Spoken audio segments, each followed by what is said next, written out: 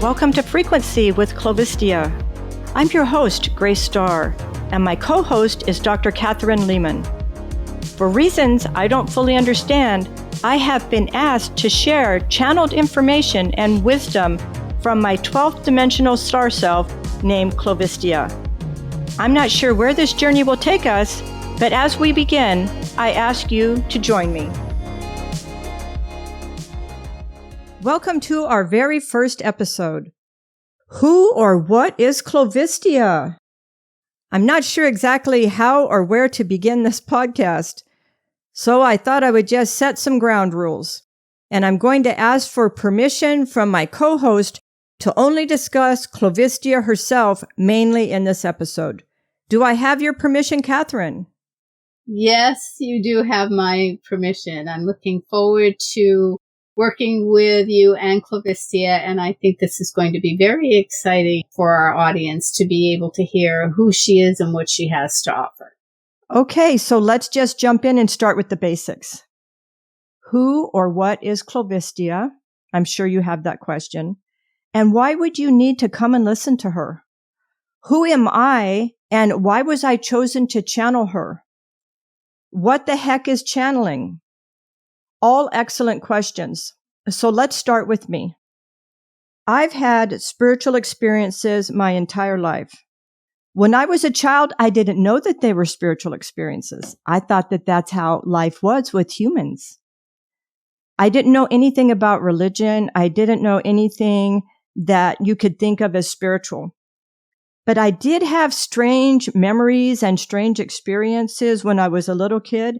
And to be honest, I didn't know that one of the memories I was having was a past life. I didn't know that at all. I didn't know it was strange or unusual. I didn't learn that it was a past life and a memory from another time until I was an adult. I remembered this past life the same as if I'm thinking about the first day of school. Very real, but at the same time very shocking because of the content. I didn't know what to do with it. I had nobody to talk to, no one that I could trust. The adults around me thought that I had something wrong with me. I was 6 years old when I had my first extreme vivid memory of a past life, which turned out to be the beginning of my soul's spiritual journey in this life. In episode 2, I want to share this past life memory with you, because I think it's important that you understand me and why Clovistia chose to channel info and wisdom through me, because it is connected. This episode will be called Child of God.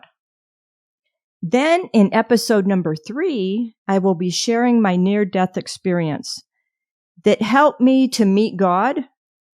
And this experience let me recognize God when Clovistia first came to me.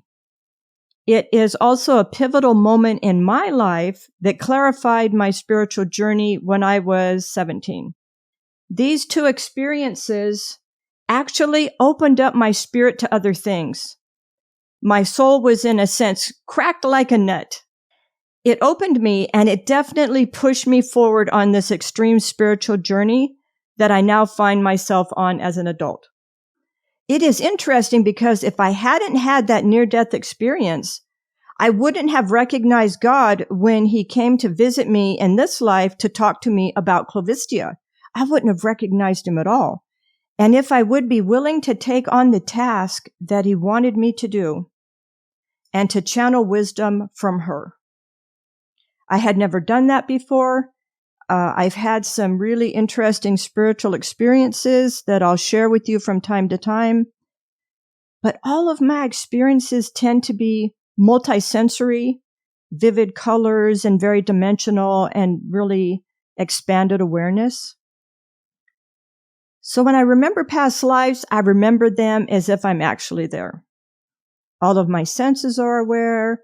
If it's a hot day, if I smell bread, if I can taste something, it's very vivid. Regarding Clovistia herself, I'm going to refer to her as her because she comes through as a divine feminine energy motherly and caring. She lifts me up and carries me from time to time when I need it. I'm going to refer to her as her, and you'll hear me do that over the course of time. Regarding me, I'm only going to share what's mine. It's not something that I read. It's something I experienced or remembered. Nothing that somebody else has told me. Only what I have personally experienced or wisdom channeled by Clovistia. The way that she has channeled it to me and what it means. And she sometimes only shows me frequency that is pictures to help me understand. And I'm not a psychic, okay? You might have some psychic friends in your life that may guide you or assist you. They might give you readings and things like that. That's not me. When I say that she shared information, that's information to me that she shared for you. And so when that comes and she really wants to channel something important, I will pick up a recorder and I will open my mouth and she will speak through me and it will just fill up my recording. And that's something that I'm going to make really clear at the beginning of this podcast. Anything that I share with you is not something that I've read. She actually doesn't like it if I read anything, any people's spiritual experiences or adventures or any of that. She doesn't like me to even read spiritual comments or opinions. She doesn't want me to do that. She just wants me to hear her word by itself so that it doesn't get any of her thoughts and words confused to me. Regarding God, I'm going to refer to God as He. I always will, not because He's a guy. That's not it at all. He's genderless. I know that some of you are brand new to spiritual ideas and concepts, and you may not have heard that yet. So to clarify, He's genderless. But for me, I was raised in a religion, and He was referred to as He. So it's easy for me to use He. But let's not confuse things. I'm not identifying Him as male, and certainly Clovistia has not said that. How did this all begin? One day, out of the blue, God came to me in a vivid dream in 2017. It was so vivid that I could taste the other side and heaven. Having remembered these before during my death experience, I could recognize Him. He asked me to walk with Him beside a blue stream that was very profound and colorful. I could reach out and touch the frequency and energy of God, which is what He is. He's not flesh, but a specific radiating frequency that He was showing me. He asked me if I would be willing to dedicate my life for Him, not from a religious vantage point, but from a spiritual one. I said, of course. But slowly I asked what it was. He said, I need you to be the voice of a special being. I thought, being? That sounds ominous. I said yes. Then slowly the colors began to lose color and the dream began to fade away and the frequency was gone. Over the coming days and weeks, I began to be aware of weird frequencies, consciousness, and occurrences. I might see a shooting ray of light that was particularly vivid in color, vibrating almost like it was alive, or random orbs floating by the TV screen, or I would walk into a room and you just feel like someone is there. I know that you have had these experiences, or I suspect. But there's nobody there. You walk into a closet and you think somebody's there, or you hear a sound and you're sure that somebody's just outside the window and you open the drapes and there's nobody there. Over a period of time, as something was sharing frequency with me, I realized that I needed to understand it better. Gradually, I began to realize that this was connected to the God visit. Okay. I knew that I needed to do something with it, but I wasn't sure exactly what I was supposed to do. But after a couple of months of feeling like I was being followed around and listening to strange frequencies in my head and seeing weird light shows, I realized I just need to talk to whatever this is. So when I was home alone, I stopped and said, who or what are you? And why are you in my life? And why are you in my head? And why are you following me? I demand to know right now. And there was silence. Initially, my mind was completely blank. Not a single thought could be conjured up. I couldn't think of anything. But slowly, something began to appear in my mind, and it looked like keys on an old typewriter. It started to spell something. First, it was a C, then a CLO, then CLOVIST, then CLOVISTIA, Clovistia. And it resonated. It had frequency. It had depth. And I said, oh dear, whatever this is, it's got a name. Of course, being a person on social media, I immediately went and did a Google search. And I think you would have done the same. I typed in Clovistia and pressed the search and waited. There were no search results at that time. None. Clovistia did not exist on the internet at that time or as a word that had ever been used by humanity. It was like, boom, I felt a profound kind of shock and realization that was just profound. And I realized she was totally unique and she just felt like divine feminine energy. Oh my gosh. Snap out of this thought. I thought, what is going on? Because this felt far bigger than myself.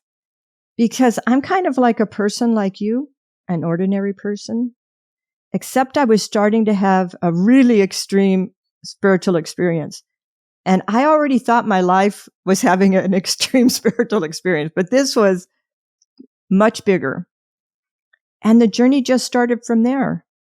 My journey to understand all these weird occurrences, these random vibrations, and change started there. She channeled her first channel to me, telling me that she is my 12th dimensional star self. Okay, that's crazy to me. She's not flesh and blood like humans. She is energy and frequency, having spent a great deal of time incarnating in different times and on different planets. I'm going to say it's almost like opening your window to spirituality, and when I plug into her, it literally reverberates through me, and it plugs me into the universal consciousness directly. So I am aware of the profoundness of consciousness on the other side that we all connect to. Oh gosh. But after she channeled all of this, and once the shock wore off, and no, I was not hallucinating or dreaming, and I was not on drugs. I did not take any mushrooms or psychedelics. I had an absolutely real, genuine, conscious experience. I realized it had changed my life forever. So as any true spiritual woman would do, I dived right in and began learning and understanding from her. And she started to understand my limits and abilities as a human and what I could sort of do and what I can't do and a lot of other things that I plan to share with you all. Some may even seem familiar to you, and you may find that a lot of what I say actually resonates with you. Often she refers to me as a conduit. I don't really like that name, but I am a voice. But as I mentioned, I'm not supposed to edit any of the incoming information. It's supposed to just come in as pure frequency and wisdom. Let me tell you, it's not as easy as that sounds because I had to learn how to do it. As a human, and especially a woman, we all want to edit incoming information that we don't exactly understand. I'm sure that some of you are hearing my voice and it's going to resonate with you. And you may be feeling that's happened to you because you've had a similar experience. Maybe you had a vision of another place and time, and you may be feeling that's happened to me because you've had a similar experience. Maybe you had a vision of another place and time, or you had a very vivid dream about something and it was haunting you, it just wouldn't go away, or your thoughts reveal new information that you previously haven't learned, and you want to micromanage it. You want to dissect it or tear it apart, break it into pieces so that you can understand it. Because certainly your ego tells you that this cannot be real. But what if it is real? The frequency she shares with me is multidimensional, multisensory. It's not flat like words. So her channeled frequency at times can feel almost like liquid. I can nearly touch it and feel it, and I see the frequency, the radiating colors, and it might have a familiar taste or sound, and it is connected to the universal consciousness like a giant spiritual web that we are all connected to. She tells me that frequency permeates all things, including all of you. Animals, foods, water, trees, rocks, planets. Divine frequency holds the universal consciousness together. That was big to learn and understand. Learning how not to edit the information was a challenge, and it took me about a year to learn how to do that.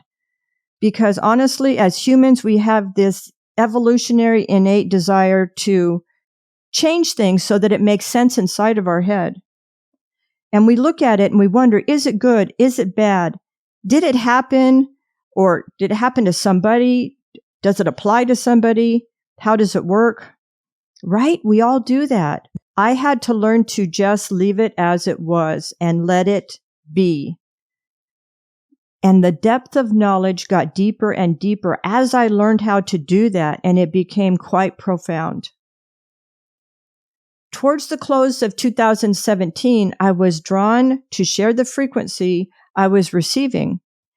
And on 10/10/2017, I decided to make a Facebook page to share her words and thought.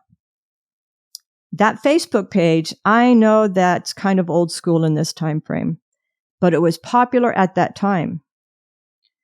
I argued with her a little bit and I said, nobody's going to come, that it is going to be hopeless. It's not as easy to get followers as you're thinking. She said, leave it to her. That was it. She just said, leave it to me. I've got this.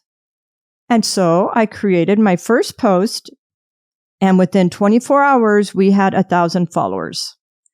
And we have almost 1.2 million followers now, thanks to her. I give her all credit. These followers have supported us through thick and thin. They have liked our posts and shared them and given their thoughts and opinions. This grew into a blog, and the information that she channeled to me, the followers listened. And you know, we love our followers dearly. They have been a true support for us. Now we're on Instagram, and I don't know, I think we have 60 or 70,000 people over there that are following us. So here we are today, ready to start our journey of frequency from across the cosmos. I hope to share the wisdom that she is sharing with me. Everything I share from her is about frequency. It is the only topic that she channels to me. So it will be the topic of our podcast and future information.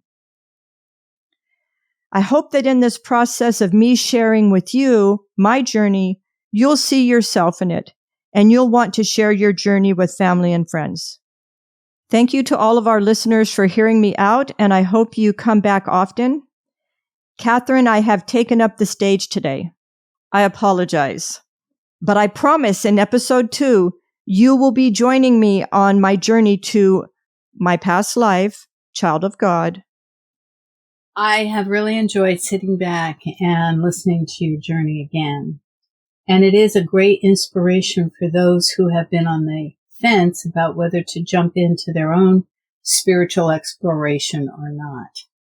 I really feel that the purpose of what Clovistia wants to serve is being done through you and through this podcast by inspiring others to find their path. So thank you very much for sharing this first journey and having me aboard. I really have enjoyed it. You are very welcome. and it is going to be an exciting journey. Thank you to all of our listeners. If you have enjoyed our frequency journey today, please share it with your family and friends.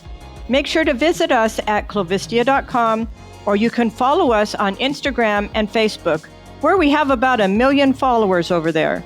Until next time, please share your frequency.